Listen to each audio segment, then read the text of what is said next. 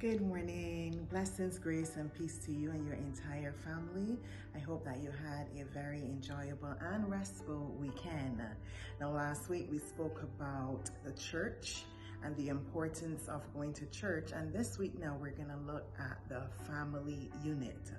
The family is God's idea.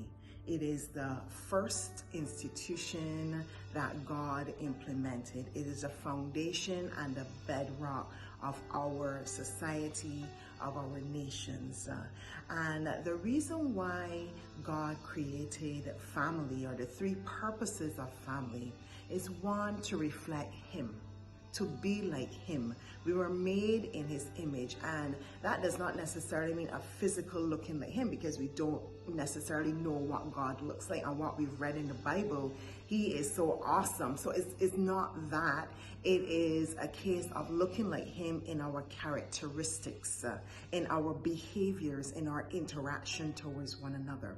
The second reason why God created family is to reproduce, to create children and to train them to be like us when we are reflecting the character of God. So to reproduce, not just to have a baby boy or baby girl, but to reproduce the characteristics, to implement in them the same characteristics that we are modeling, that we saw in God through Jesus Christ.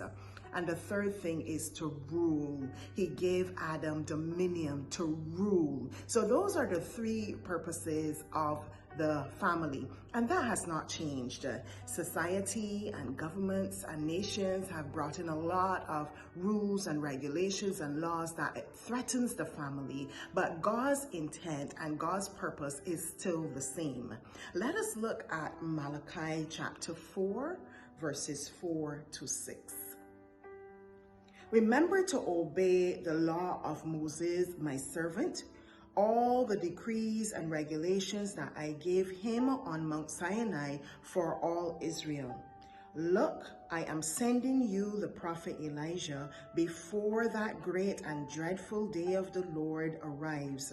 His preaching will turn the hearts of the fathers to their children and the hearts of the children to their fathers. Otherwise, I will come and strike the land with a curse. Family is the bedrock and foundation of society, and when the family is not united and working together, then our society is in disarray. Now, what should we do? We have to fight for our families. I've told you the purpose for which God has created family, and so we have to stand in the earth and stand for those principles and precepts and fight for the family. Let us look at Nehemiah chapter 4, verse 14. Then as I looked out over the situation, I called together the nobles and the rest of the people and said to them, don't be afraid of the enemy.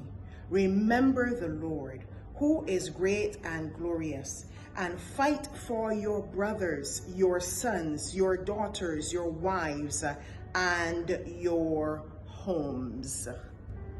In this scripture, they were rebuilding the temple and they gained opposition from the enemy. They did not want them to rebuild the temple, and there was much opposition. And interesting enough, that opposition was coming from certain persons in government. We are facing opposition by governments. We are facing opposition by the society, by the media, the TV, things that are coming against us to keep us from fulfilling the purpose of God with regards to family. But just like in Nehemiah, where they were called together and they were instructed to fight for the brothers, the sisters, the daughters, your homes, to fight for the family, we have to stand and fight for our families as well, and the principal purpose as God predestined for the family. God bless you.